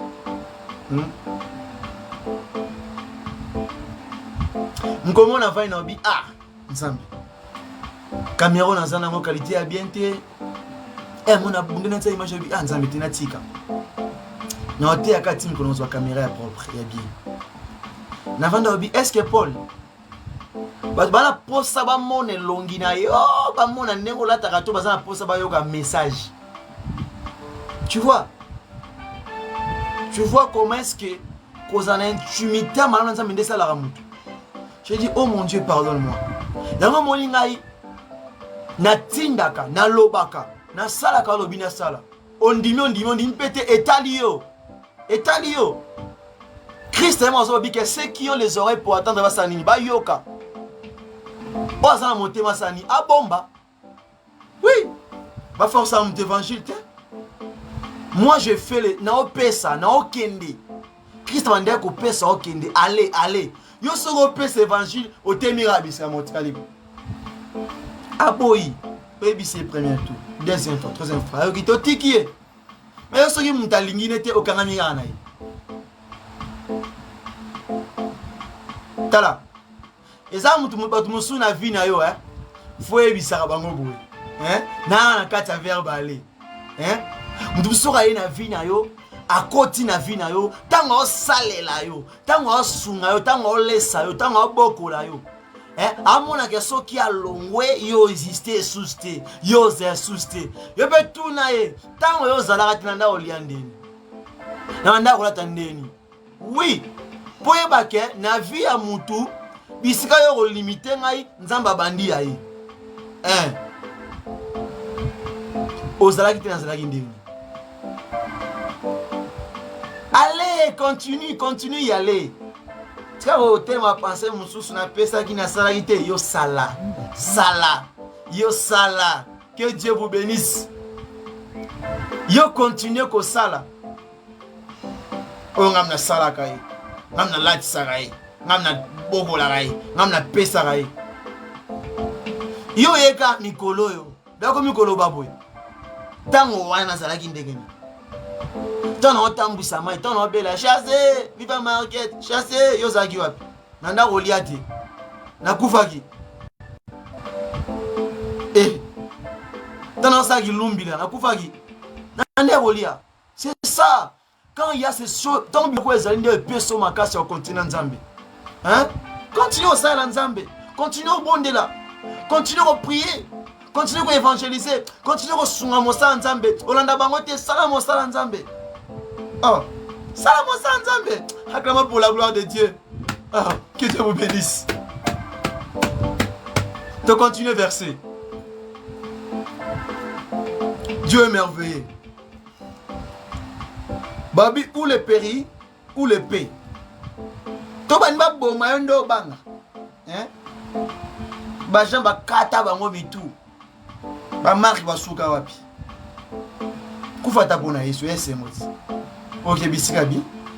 Kufa pona mokilité. Pona blora mokilité bien aimé. Balobi na 36e verset, tokomi na suka. Selon qu'il est écrit, c'est à cause de toi qu'on nous met à mort tous les jours, qu'on nous regarde comme des brebis destinées à la boucherie. Merci le vieux belé. Babi, likolo na yo Yesu. Ndete komo otamo lobola. Bibuele oyo. Donc baza déjà na nzela okende biska ba kataka na batwala biska ba bomaka ba même bantaba. À cause de qui? À cause de cet évangile. Bamoni que oui, on a déjà coupé pour là ici là. Oui, bangonde bamoni va juger. Mais ce n'est pas ton Dieu. Bango bamoni, mais ce n'est pas ton Dieu. Ce n'est pas ton Dieu. C'est eux qui t'ont jugé. C'est eux qui t'ont dénigré. Là, il dit que nous sommes comme de brebis qui sont destinés à la boucherie. Oui. Mais à la fin de ces choses-là, il y a des couronnes qui nous attendent. Accepte aujourd'hui qu'on t'injure, qu'on te maltraite, on te méprise à cause de cet évangile. Gloire à Dieu. Mais ça passe, ceux qui ont moutou, on dimine à yo. Oko mano soit fait à biloko mokili. Que oti kandela nzambi. Nzela Yesu kande viezali. Nous continuons. 37e verset nous dit ceci, Romains 8 et 37 nous dit, mais dans toutes ces choses, nous sommes plus que vainqueurs par celui qui nous aime. La Bible dit que après toutes ces choses-là, de tribulation, la faim, la nudité, le persécution, le manque à manger, toutes ces choses-là, quand ça va passer, nous serons plus que vainqueurs. Lorsque vainqueur, plus que vainqueur, c'est là où on sera avec notre Père. Là où il y a de l'eau, il y a le miel qui coule. Là où il n'y a pas de la souffrance, c'est là où on sera plus que vainqueur. Continue à persévérer. Continue à y croire. En sachant que Jésus-Christ est le même. Hier, aujourd'hui, éternellement. Que Dieu vous bénisse. Et pour en finir, car j'ai l'assurance que ni la mort, ni la vie, on dit, car j'ai l'assurance, ni la mort, ni la mort, ni la mort, bien-aimé, ni la vie. Toi, tu as peur de la vie. Toi, tu as peur de la mort. Eh, kanga o, maman ikabwe, eh, ok, nangate na mega nangate, eh, maman nzambe vraiment, eh, nage j'ai naga. Na etambo na moi makasi pona kete ya kamu. Eh, te, on les a moussa wa frère Paul. Ya moussa nangate. Merci. Mon problème va autour nangana. Ni les anges, ni les dominations, ni les choses présentes, ni les choses à venir. On Bible dit que ni les choses présentes, ni les dominations, ni les choses à venir. Ensuite, ni la puissance, ni la hauteur, ni la profondeur, ni aucune autre créature ne pourra nous séparer de l'amour de Dieu manifesté en Jésus-Christ, notre Seigneur et Sauveur. Que Dieu bénisse sa parole. Acclamons pour la gloire de Jésus. Que Dieu vous bénisse. Et je m'appelle le frère Paul, missionnaire en Christ. Et nakumisi kombo nzambe o bandaki na biso vraiment na bandela service oyo. Atambwisi biso ki na tango oyo vraiment. Et merci na moto so landi biso na tsongo lelo. Merci yo pe moto bonne na biso elongo. Et il faut continuer toujours y aller pour persévérer et méditer dans Mokanda Matthieu 28 le verset 19. Tanga pe na Mokanda Romains 8 et 32 tina 39. Tanga pe na Genèse 12. Tanga pe na Apocalypse 2 5. Tanga pe ba verset belé belé on a pesta ki na 4 wana et qu'on soit vraiment pour être au continuer au Kende. Faut pas qu'on se limite, il faut toujours y aller, faire vraiment l'œuvre de Dieu. C'est Dieu qui paye, c'est Dieu qui connaît. Tika ete na kende bondela pour na bomo inayo, pour na vie na yo. Nyonso ozana ngona ndaku na minute oso ozana mbongo, ozana porte-monnaie na yo, ozana biloko tekaka, ozana ba document musala, ozana ba papier avec étude diplôme na yo, nyonso ozana ngona maboko. Donc simba yango, je vais faire une prière là, juste la parole honnête ko prêcher. So ozana ngo simba yango vraiment. Nyonso ozana ngo fo simba yango. Si c'est l'argent, il faut le toucher. Au simbi yango, nyonso ozana ngo au simbi. Ce qui est un document au simbi, ce qui est un bon au simbi. Et non, qui ne rebondit la kaka. Yo au simba yango. Au simbi boy. Kangi no misu na yo so potika poele kaka yo. Et na ke obondi la.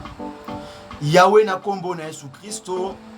Papa na pesio merci pour na tango oyo pozali nzambe ya tango nyonso. Merci d'avoir au pesibiso parole oyo siliko libéré siliko longa d'abord à condamnation ba limitation nyonso. Oyo ezalaki na vie ya bana na yo Seigneur. Seigneur au nom de Jésus-Christ, papa. Lolenge moko na moko asimbi mbongo oyo azanango, makoki oyo azanango, asimbi to pe a présenter mosala. O pas simbi libumu, c'est-à-dire que azo conservoir tabota te.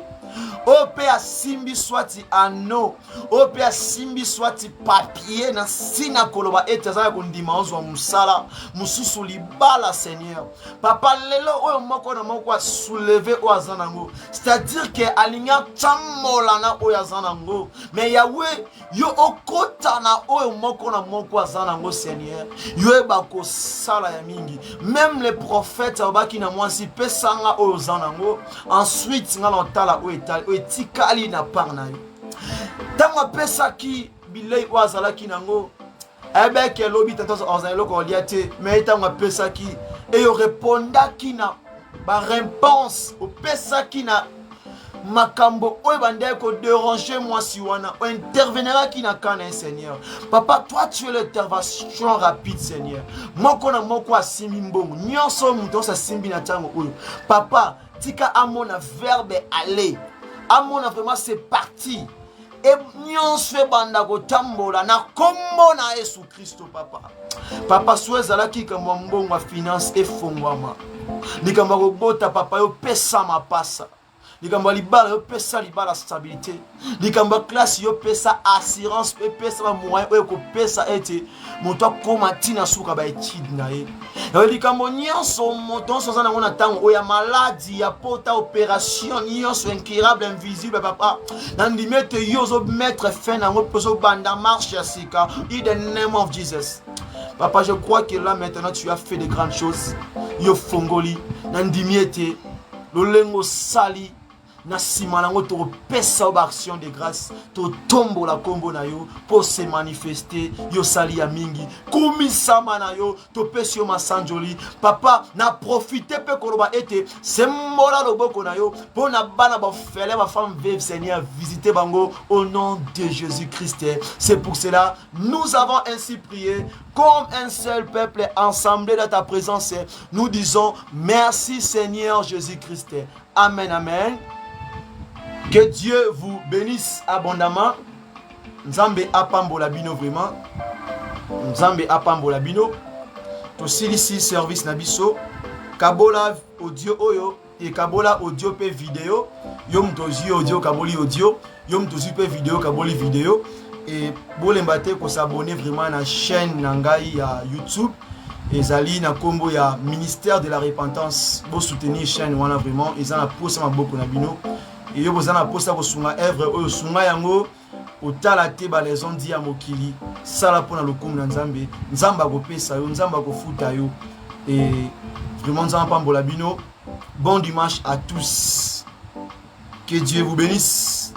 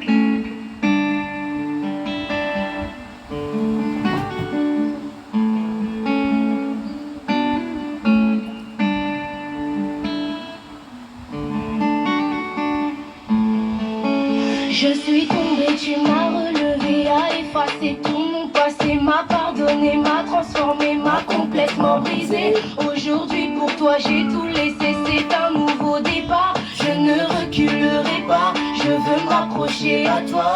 Emae, Fongole langa lola. Emae, Sopiri langa kemo. Emae, Fongole langa lola. Emae, Sopiri langa kemo. Je reconnais que sans toi je ne suis rien, sans toi je ne peux rien.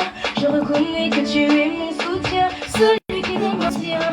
Tu m'as prouvé ton amour et je le ressens chaque jour. Tu as fait de moi celle que je suis, comment ne pas te dire merci. Bandoko Mayanga, Vinanga a changé. Bandoko Mayanga, Vinanga a changé. C'est dans tes bras que je veux demeurer, à jamais y rester. C'est dans tes bras que je veux demeurer, ne plus jamais te lâcher. Emae, Fongole langa lola. Emae, Sopele langa kemo. Emae, Fongole langa lola. Emae, Sopele langa kemo. I need you, j'ai besoin de toi. I need you, je ne me vois pas sans toi. J'ai besoin de toi. I need you, I need you.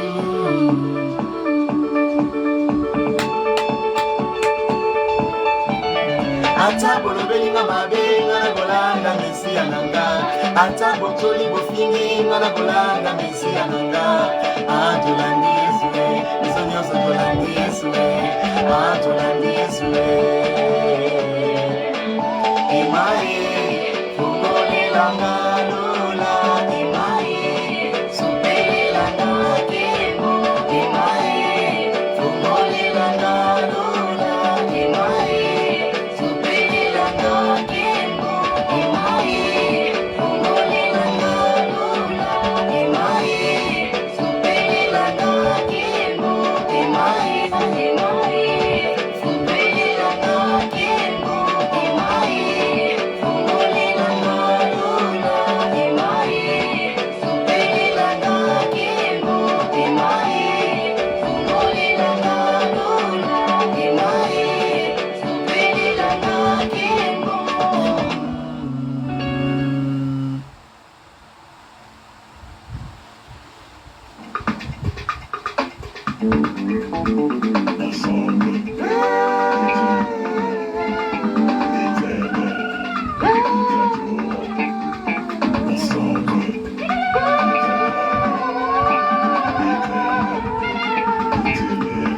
Il est merveilleux, yes.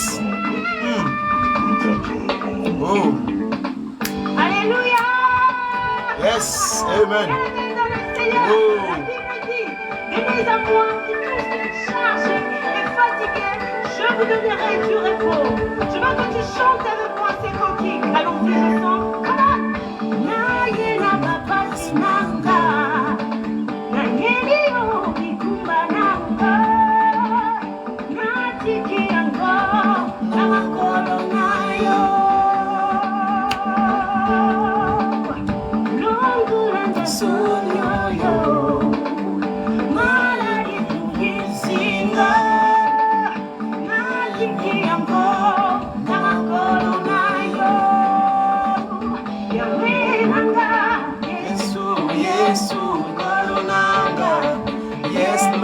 Yes, Lord, Moligo Nanga. Yes, Lord, Moligo Nanga. Nakundi sami kasi balongi ngate, bafinga bachula nakutikate, atabila kae mbeni, tukatuka tunga ikatana. Yes.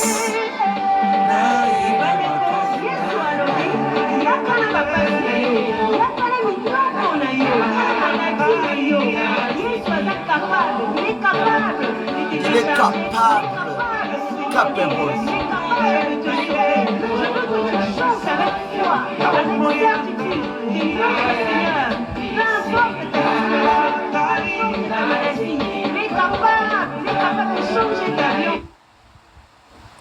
Yes.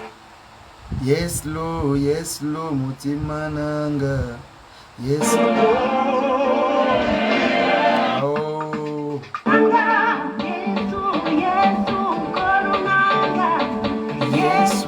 Yesu lubiko nanga.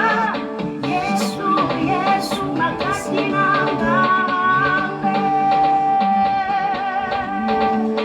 Nakundisami kasi balonginga te.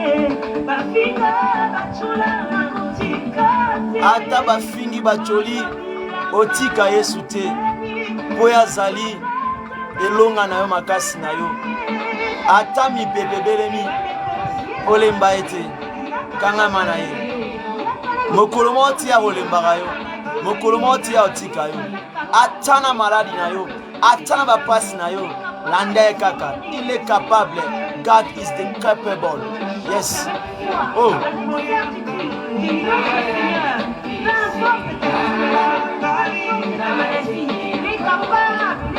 Changer ta vie ensemble, chante avec nous. Soyons folies ensemble.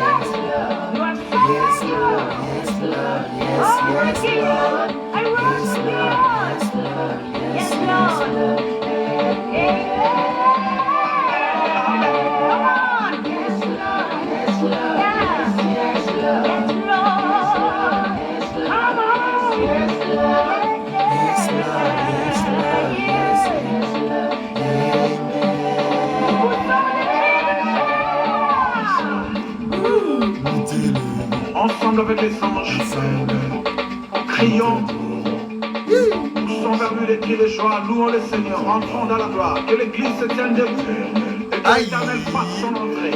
Allons-y. Allez, ok. Musique, Symposium, yes. mon ami. Ah, frère Blaise. Aïe. Détourne-toi du monde. Allez, tout le monde, allons-y. Il se détourna. Yeah, il se détourna les dos. Yeah, il se détourna les dos. Tournez les dos. Tournez les dos. Tournez les dos. On va au siècle présent.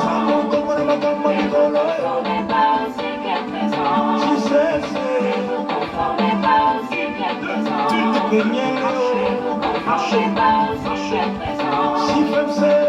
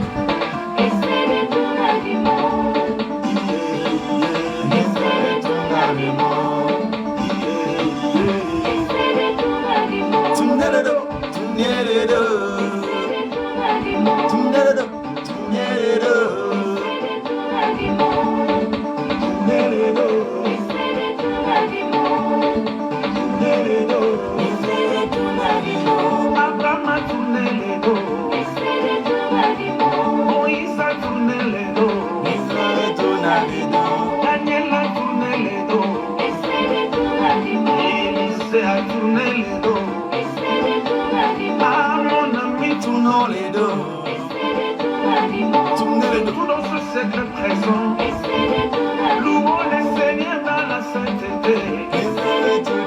Oh, je n'essaierai.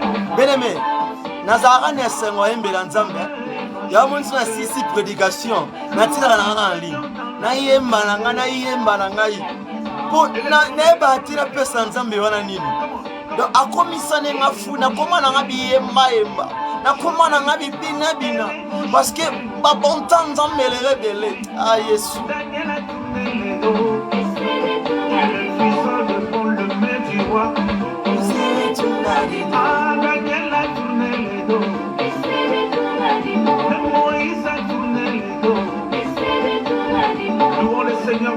sainteté. Louons le Seigneur dans la simplicité. Come on. Oh mon Dieu. Mon ami tournez les dos. Abraham a tourné les dos. L'apôtre Paul a tourné les dos. Tournez les dos. Tournez les dos. Tournez les dos. Tournez les dos. Si tu veux vivre la gloire de Dieu, tourne le dos du monde. Allons-y. Allez marcher. Marcher. Marcher. Marcher. Pousse les cris de joie. Namon Tosu qui sa awa. Tosu qui sa en celebration oh. Ah la la la la la la la la. Tosu qui sa awa. Awa nde Tosu qui sa. Awa nde to kata video. Yes.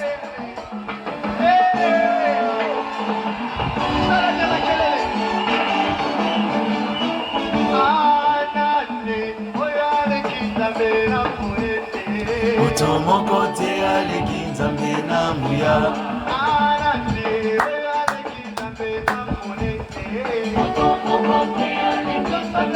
Nzambe monene, monene, makasi ye. Nzambe monene, nzambe makasi. Moto moko te aleki nzambe na muya. Oyaleki nzambe na monene. Nani oyaleki nzambe na monene. Onyambe monene. Nene makasi ye. Nzambe monene. Nene makasi ye. Bien aimé, il faut chanter. Il faut. You must sing. Ah, il faut. Ah. De la même manière que Destinée à prendre en place. Au nom de Jésus. Ah. Mon côté à l'église. Oya l'église na monene.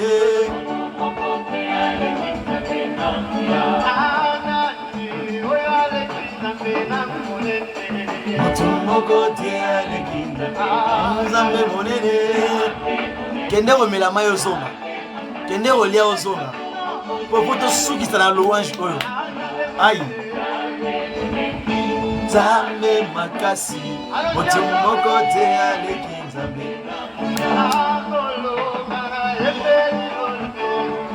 Papa nanga kitosala.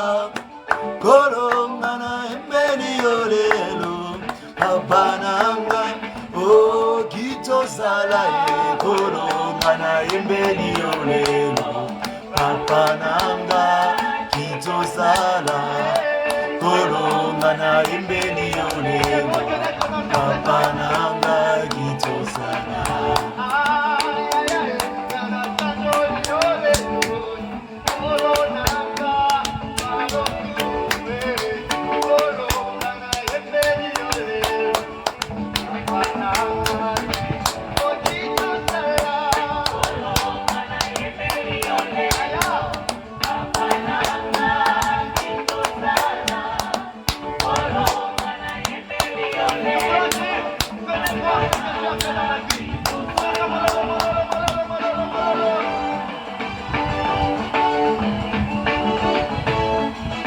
Kamenti.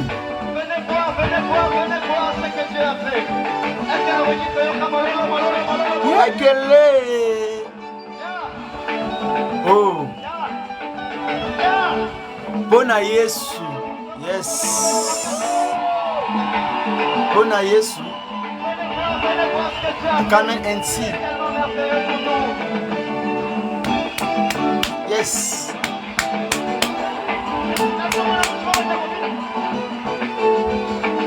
Oh, venez voir. Venez voir. Venez voir ce que Dieu a fait. Il a fait des merveilles. Venez voir, venez voir. voir ce que Dieu a fait. Il a fait des merveilles. Oh, venez voir, Kamenti, oh, venez voir ce que Dieu a fait. Venez voir ce que Dieu a fait. Il a fait des merveilles. Oh, Kamenti, oh, Kamenti, venez voir ce que Dieu a fait. Il a fait des merveilles. Ah, venez, venez.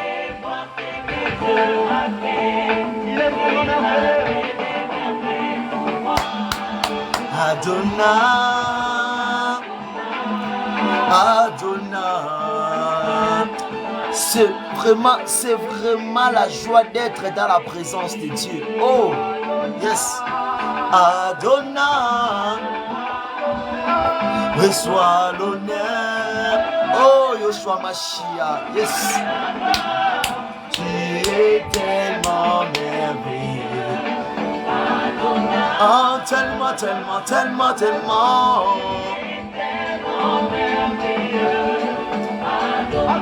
Oh, Adonai,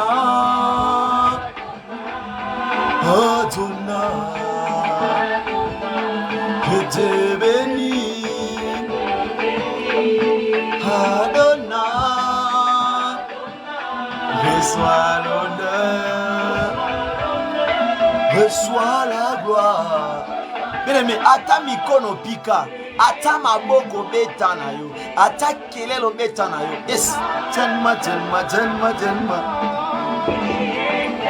Oh merveille, oh my God, thank you Lord. Yes, oh, yes, oh, yes.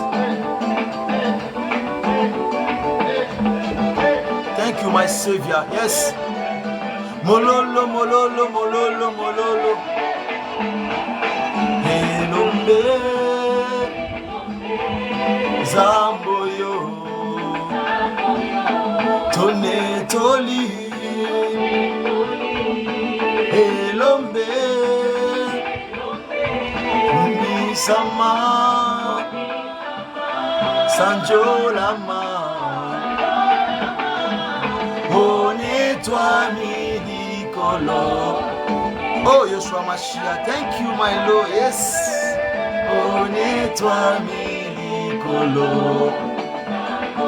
Ah, onetwa mi, onetwa mi. Reka baba shereo. Yaya Yeswe, yaya nanga.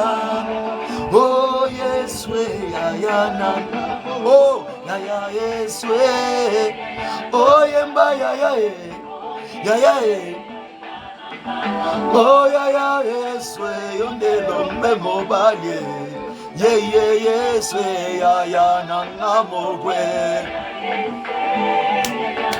yemba ya ya ye oh lokumwe bonga mina yo yawe ebonga na motote ye ye Yeswe na betata maboko pona ye maboko maboko maboko maboko maboko maboko maboko maboko maboko maboko ale maboko maboko maboko maboko maboko maboko maboko maboko maboko mamololo mololo mololo mololo mololo ebonga na motote. Oh, lokumwe wonga mina yo yawe ebonga na motote. Ye ye Yesu na bekata kelele ke. Mamilolo, mamilolo. Oh, yemba Yesu, Yesu. Ah, yemba Yesu, Yesu. Ngana welera yona nani ye. Yesu, Yesu. Oh, ngana welera yona nani ye. Elombe nanga, elombe nanga, Yaya nanga nawelela yo na moto te Yaya nanga nawelela yo na moto te. Vraiment merci beaucoup. Je dis juste merci aussi pour votre présence. Et nous sommes arrivés à la fin. On a chanté, on a loué notre Dieu, on a glorifié son nom parce qu'il est digne, il est merveilleux, vraiment. Des bonnes choses. Nous avons Pambolabino. Tous toujours ensemble.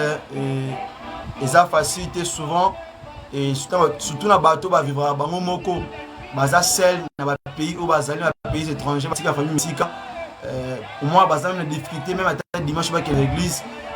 Donc ceux qui ont 8 ans, il faut profiter de côté dans la mozindo. Il y a un peu de ranzambe pour l'homme qui commis à évoluer. Nous commis à carte internet, nous commis à carte réseaux sociaux. Donc tous un peu moyen facile donc il y a soit en communication avec un peu de Dieu vraiment. Donc il y a moins photo profiter à la temps auto commis à ranzambe. Quand on peut ça dans le week-end, on faut commis à ranzambe vraiment. Et vraiment, Nzambe a Pambolabino. Bon dimanche à tous. Bye bye. Bye bye. Et que Dieu vous bénisse. Bye bye. Que Dieu vous bénisse. Oli moi